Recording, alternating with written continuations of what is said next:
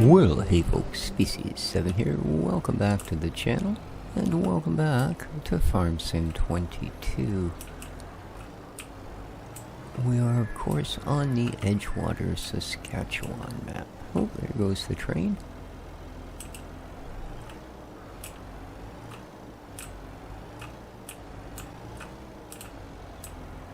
Am I gonna have enough room to skish this in here? Not really. Okay. No. No, I need to move that other one over. So hope everybody's doing well today. It is a Tuesday morning here on the beautiful Sunshine Coast. And, if the clear and cold of my morning walk is any indicator, it looks like it's going to be a nice sunny day here again. So I'll spend a little more time taking the catio apart. I'm rebuilding it this spring. It's been there for however many years now, and when I assembled it, I was still having really bad issues with my legs. I mean, they're not 100% obviously, but to the point where even, you know, squatting down to deal with things that weren't at eye level was more than a few minutes was almost intolerable. So, long story short, well, a little late for that, but I didn't paint it. I just simply assembled it, put all the chicken wire fencing, whatever type, it's not actually chicken wire, but around it, put all the hardware on, hinges for the doors, all that, and basically called her a day.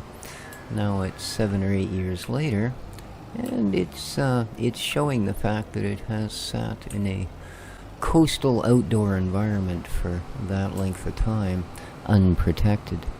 The wood is pretty much gone. So I have spent the last couple of sunny days, well, up to this point, well, up till yesterday anyway, mainly pulling staples so that I could recover all of the mesh without destroying it. And I did manage to get all of the bottom part of the thing done, so that's good. Oh, okay. You are going to park it where? Whole reason I have a pull-through trailer garage, of course, is so that I don't have to do this sort of thing.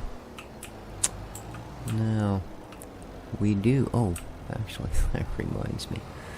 We're actually not ready to do what I thought we were going to do, because what we need to do, we have one more field to tend. And that is simply grabbing the little bit of straw off of that flax field.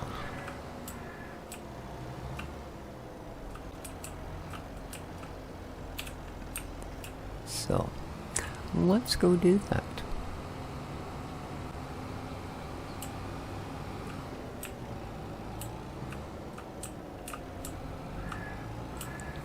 Oh, and by the way, Sooty, if you're watching this, it's not only news to me that your sister was born the same year as I was, it's news to me that you have a sister. So there you go. 2 bombshells in one episode, buddy. Alright, it's a little bit of a drive there. Let's jump in so we stay warm. It is, after all, the 10th of September, and it's only 5 degrees Celsius outside. And it looks like they're telling us we're due for rain. So hopefully we get done whatever we need to do today before that particular event.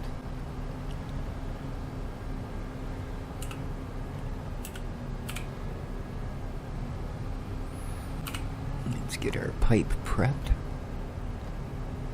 Oh yeah, look at that. Hey, look at all the colors in the trees starting across the way there. Yeah. Don't see too much of that here. We have comparatively anyways, we have 1 billion trees, and 999 million of them are coniferous trees, which of course are Also known as evergreens because, well, they never change color. So yeah, the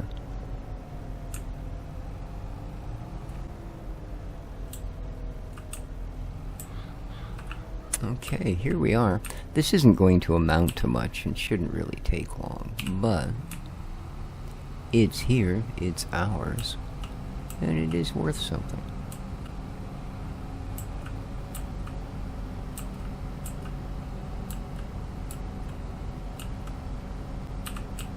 Oh, see, it's not normal straw. See, look at that. It doesn't even show up as the same thing. Like the same symbol in our trailer.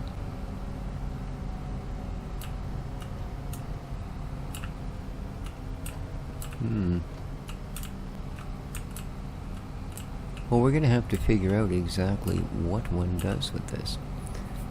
I mean, I know it has a multitude of uses in the real world, but, well, we've all seen the physics in this game. Is it the real world? I don't think so.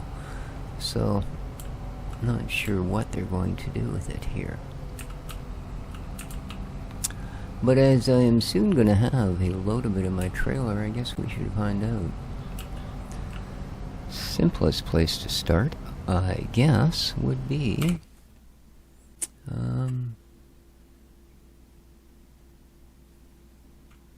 anywhere but there, dude. There you are. Okay. No, that's wood chips. It's the right color, but it needs that symbol.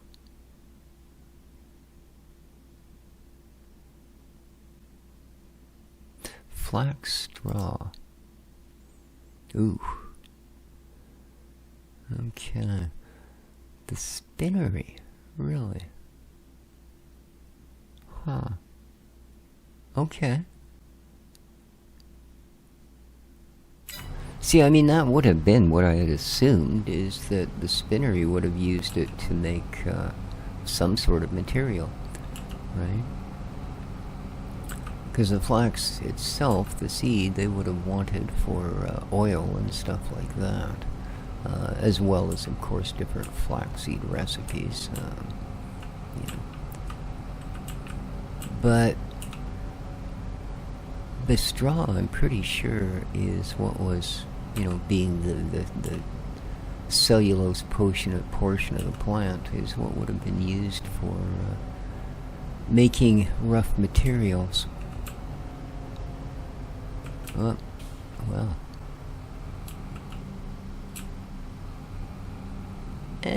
Just.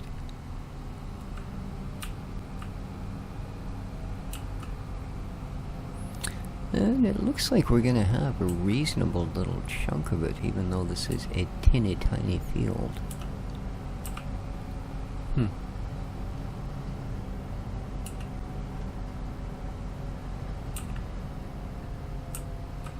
See, I turned too quick last time. Missed a wee bit.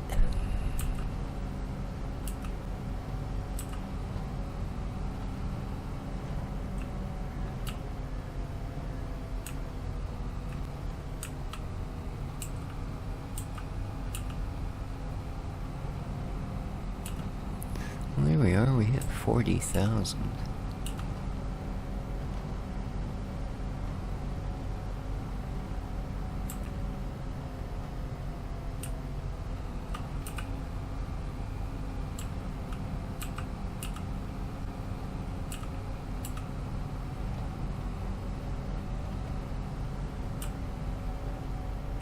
Okay. I'm actually going to grab that little poof of it that we missed. Oop, those are crows. Heading for the wrong thing. Here we go. And whoosh. Alright.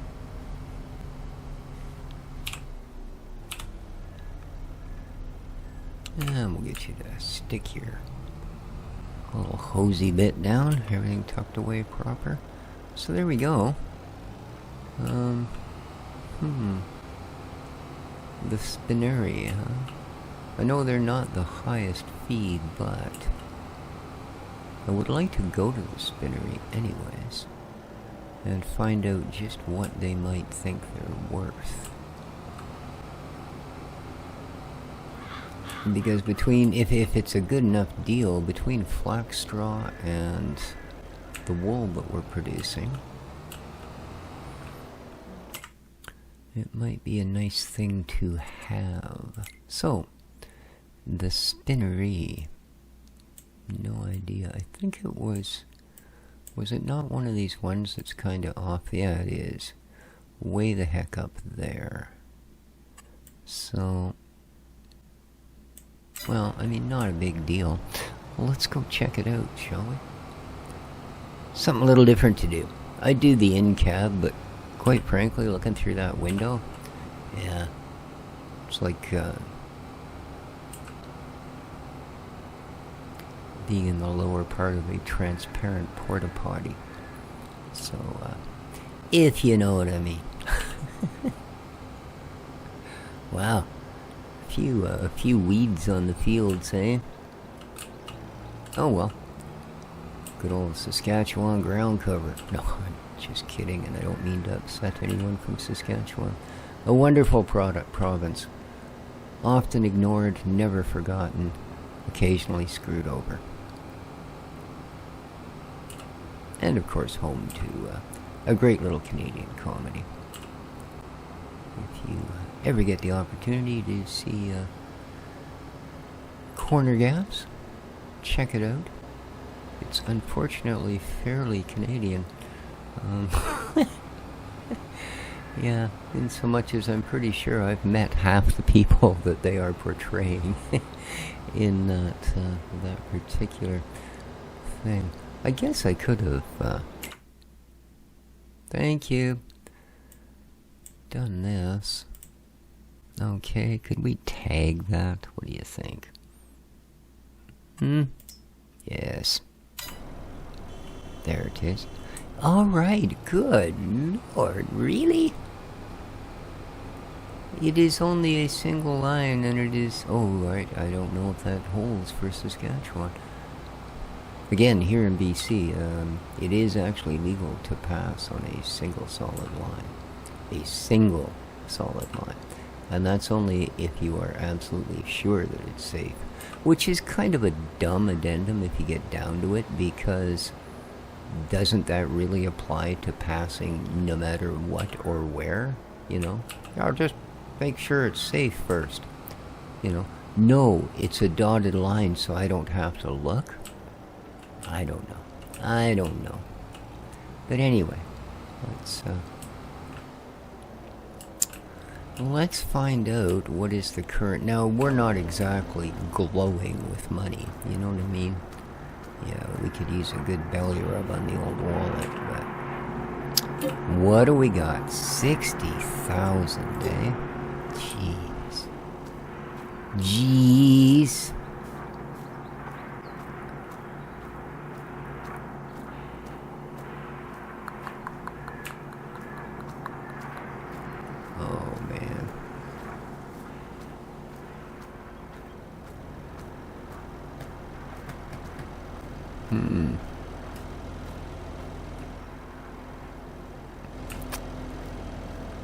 Yeah. Not at the moment. Maybe by next season we'll be able to afford this, but I don't want to pull another 40k out of the bank, quite frankly. So...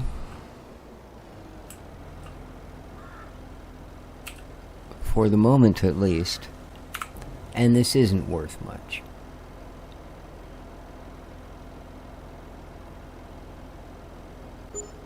Yeah, that's what I thought. Well, actually, that's more than I thought by a long way. Okay. And again, I mean, it's a byproduct as far as our actual workload goes. Right? So, oh, that's the farmer's market there. Awesome places, by the way. If you have a local farmer's market, generally some pretty pretty nice stuff there. And if nothing else, if you suffer from allergies, local farmers markets can be the best place to find local honey, which is, of course, the best home remedy there is for plant-based allergies. Like if you're allergic to pollens and stuff, yeah, just eat a little local honey. And you will quickly find that's no longer a thing you have issues with. And that's not some weird old-school homeopathic medicine, that's just the way it works. You basically build up an immunity, because of course bees make honey from pollen. So, and most people that have pollen allergies have no honey allergies. In fact, I've never heard of a honey allergy. That would suck. Oh man. Talk about miserable things to have to put up with.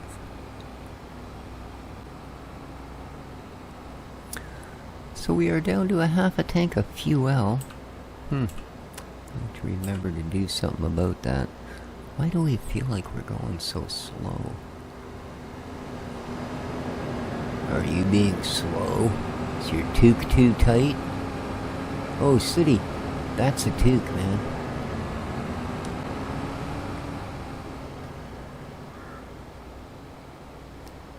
And a very Canadian thing, although they are, in fact, inherited from our early French start. Because toques, it's a French word, because they were first conceived and worn in France. The people who also bought us the beret, which, yeah, I only wore when it was part of a uniform. I wouldn't parade about in it. Ha ha. Okay, that is flax.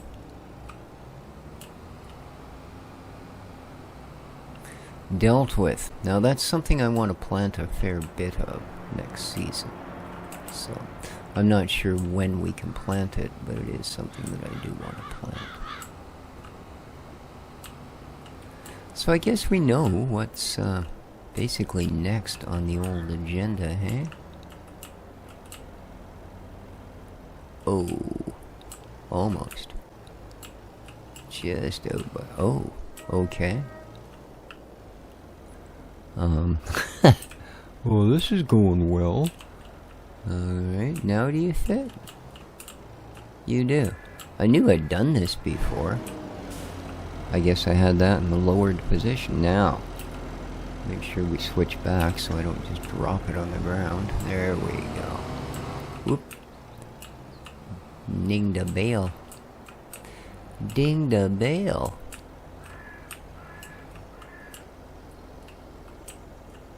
There we go. And off you get.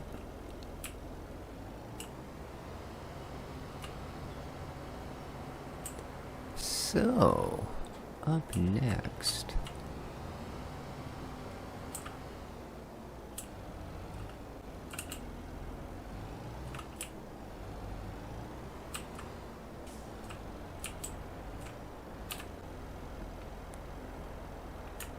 I guess,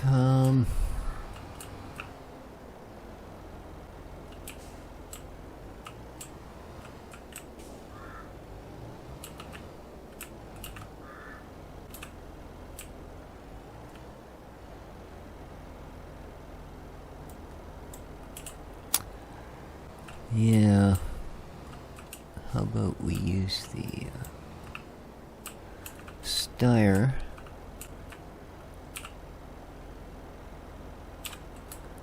to, whoops, that's an interesting angle, to grab a trailer for us.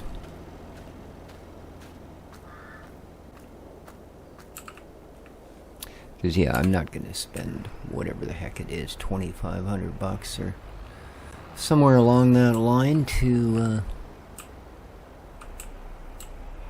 grab a stacker. Tell you what we'll do, though, just for kits and wiggles, is we'll have a look in the used market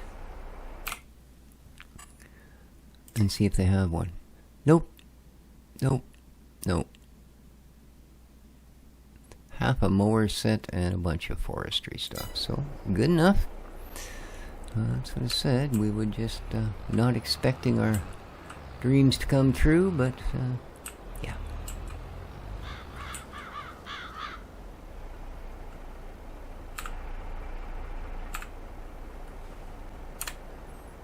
I suppose leaving it running when it's only got a half a tank of fuel is not the best idea. So.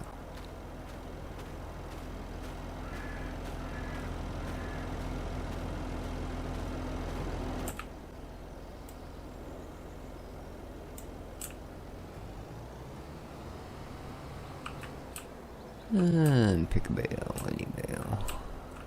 Let's start with you.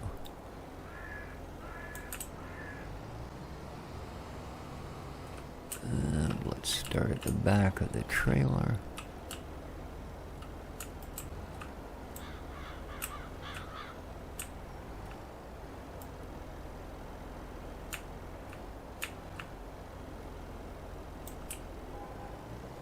Nice.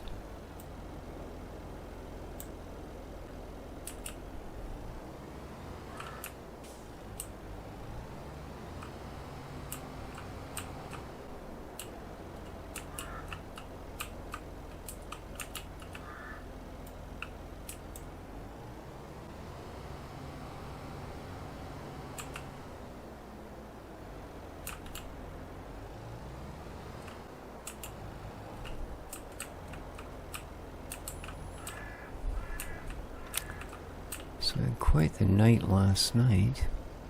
Just before I go to bed, I give the cats their last meal of the day.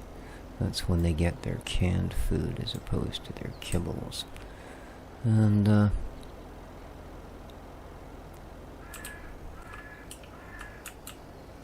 occasionally like to switch it up a little bit so they're not always eating the same thing. And I bought a couple of cans just to see if they'd like it of a different food. And I gave them one can of it a few days ago. They seemed to think it was just fine and dandy. And gave them the second half of the can a couple days later, and that was fine. And I picked up 2 flavors. So last night I decided,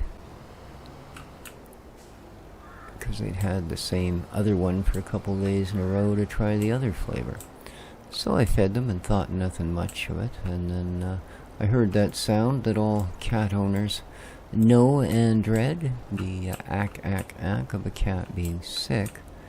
And oddly enough, it wasn't Mr. Sensitive Tummy Dexter, it was Dixie. And she proceeded to be sick like 7 or 8 times. Basically to the point where there was nothing but bile coming up. She threw up every bite she ate, and then a bit, basically. And I managed to follow her around and find all of it and clean it all up and blah blah blah. And then I thought, well, she finally settled down. Went and sat up in one of her favorite spots and lay down. So I thought, well, that's really strange. She's usually got a pretty tough stomach. I should go and check. Because I give Dexter his food in a different room. The evening meal. I don't know. They've always seemed to prefer it that way. And I went in to check on him, and he had woofed up all of it as well. So yeah, whatever was wrong with that food, pretty much as soon as it got in him, that's probably a good thing. It came right back out. So not impressed at all. As I'm sure they were not, you know, let's be reasonable. Okay, just because I'm a bit of a coward here, let's, nice. I was hoping there'd be one about there. Well, I guess you'll do. I may end up having to put more on top, but I'll worry about that when I get to that.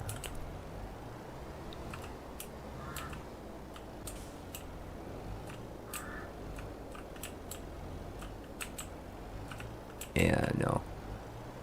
I don't want it at some wacky angle. Because that'll just mess me up.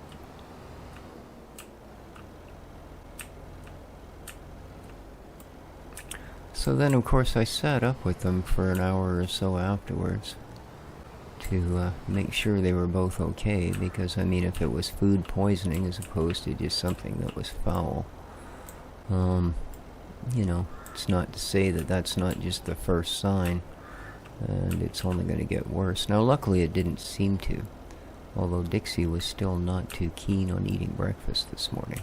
Dexter did. He's fine. Now, I did put a bowl of kibble down each before I went to bed last night. Just in case, I mean, after, you know, emptying their tummy, the odds are they were a little bit hungry. Oh, don't go rolling away. Why? Why would you do that? Stop.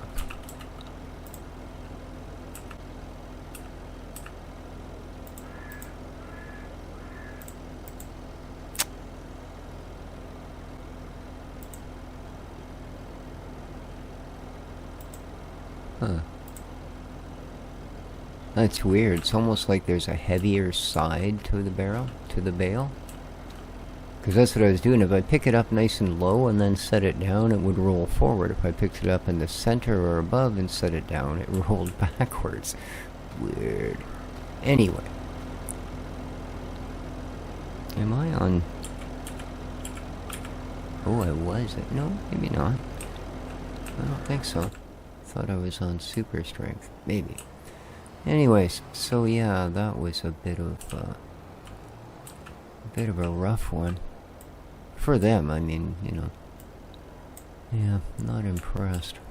I will certainly not be buying that brand again. And this is not some cheap, scruffy, horrible cat food. I mean, those were your tuna can sized ones for, you know, probably about $4 a piece or something. Yeah, cat food's getting pretty bloody expensive. Even the horrible cheap stuff is hardly what you'd consider cheap anymore. You could,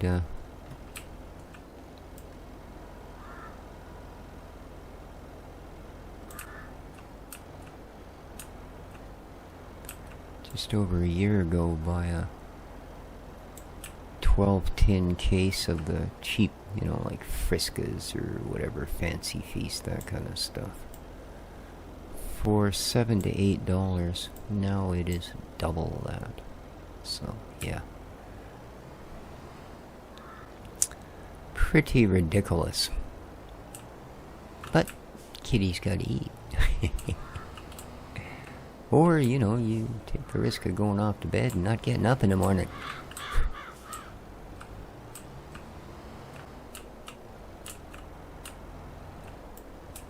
Because it's pretty much a given. If Kitty isn't being fed, Kitty is plotting to murder you.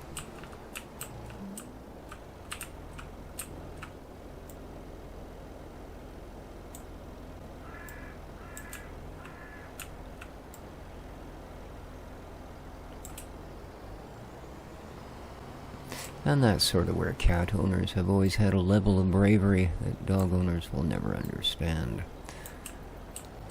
Something happens to you and you don't feed your dog for a couple days because you're laying there dead, they'll lay down beside you. Yeah, same situation with a cat. Nah, screw it, they'll just eat you. So, well, looks like meat's back on the menu, boys. Yeah.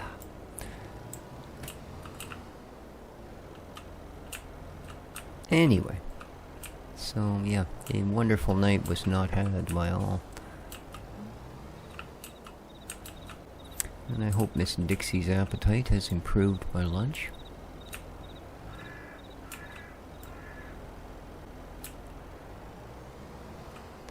Alright, let's get a couple of straps down.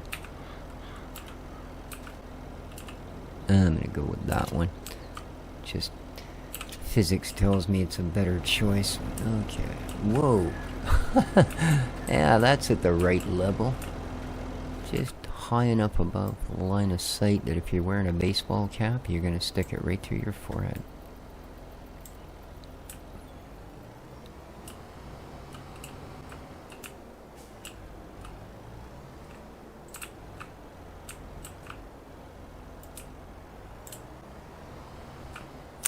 I keep meaning to pick up that one that's right in front of the trailer. Well, I'll have to grab it this time because I'm not going to be able to get to the next row. Oh, there we are. We're pushing it out of the way. Good for us.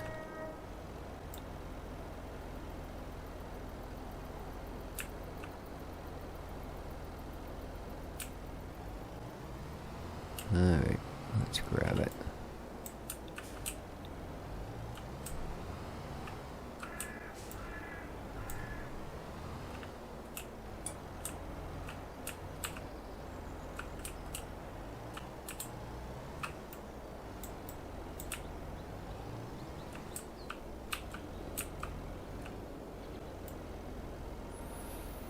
I think actually the first thing I want to do with that is come around to this side. Whoopsie.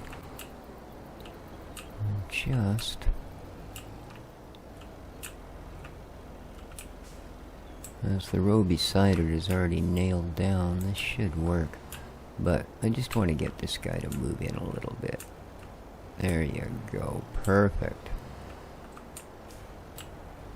I'm starting to put them farther and farther over that edge. No, it did the same thing. As soon as I touched it, it rolled away from that other bale. I think it's something to do with the straps, to be honest with you.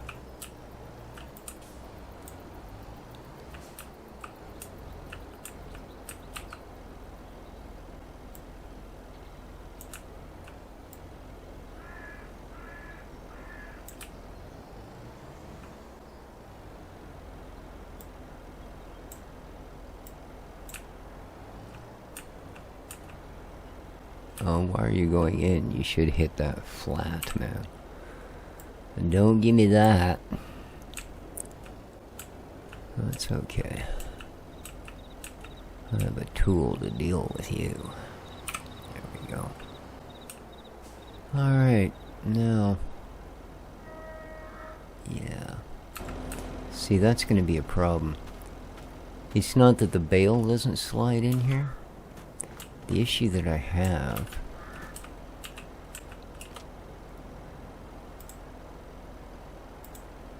oh, come on, stop.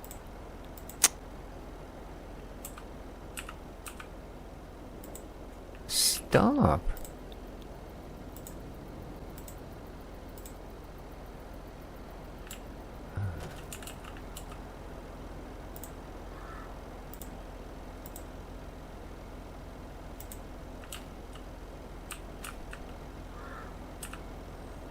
It's the forks.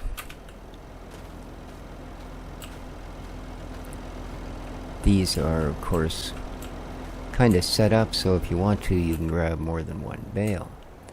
Problem is, if you try to grab one bale, the forks are going to stick out on one side or another. Which is great for loading it right up to the last row. You just keep sticking them on the same side and approaching from the same side. So I'm going to try and get it a little further over. Now the problem is the whole thing going to fit between the... Yeah, I don't think it is. Nope.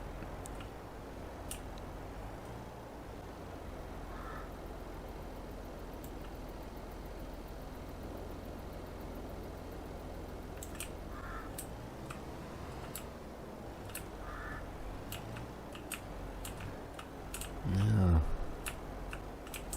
If I hit it pretty much dead center.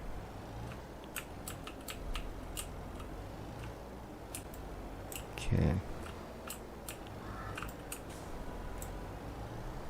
See, I'm just not sure that the forks fit between there at all. Ooh. Eh.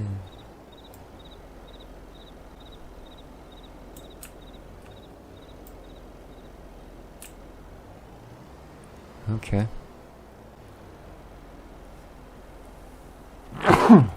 Excuse me. Alright, well I think what I'm going to need to do is the exact same thing, but I'm going to have to do it from the other side. Because the forks fit in, but the carriage doesn't. So...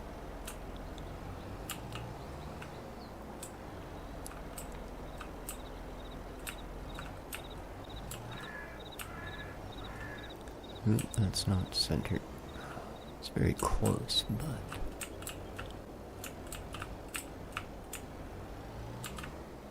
That's got it.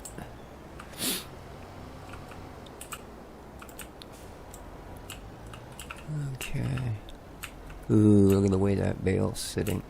Am I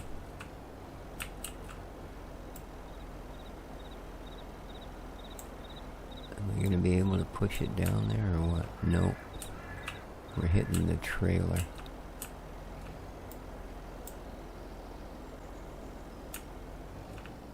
Oh, I think I got it.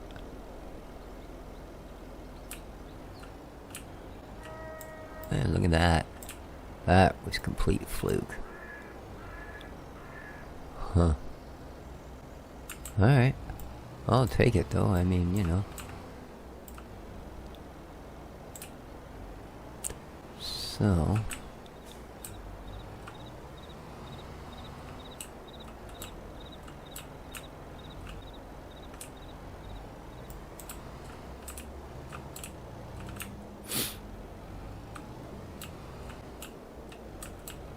I do find this quite nerve-wracking.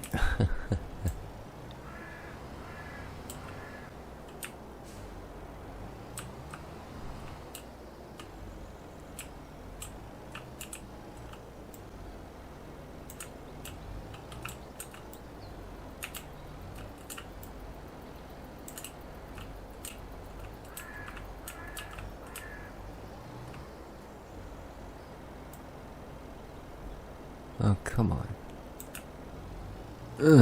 Thank you. Probably takes more time getting two of them on there perfectly than it would to just bring them in individually. Well, perfectly, he says. Yeah, okay. What's left? There are just two left? Okay, I think I'll put these toward the center then.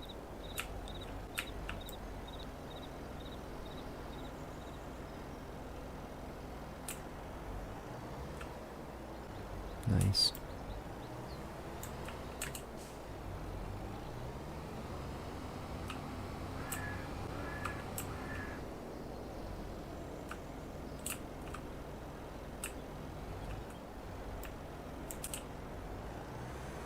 Fire this guy on.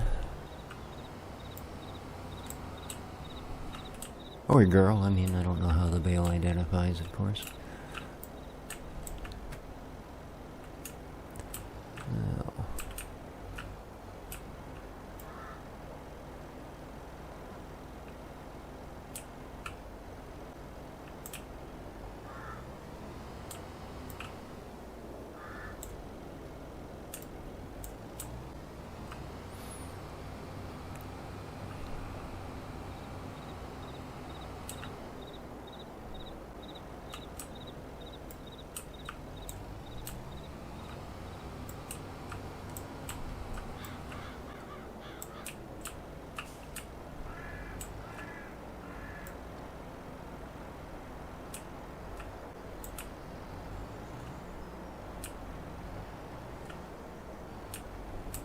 There we go.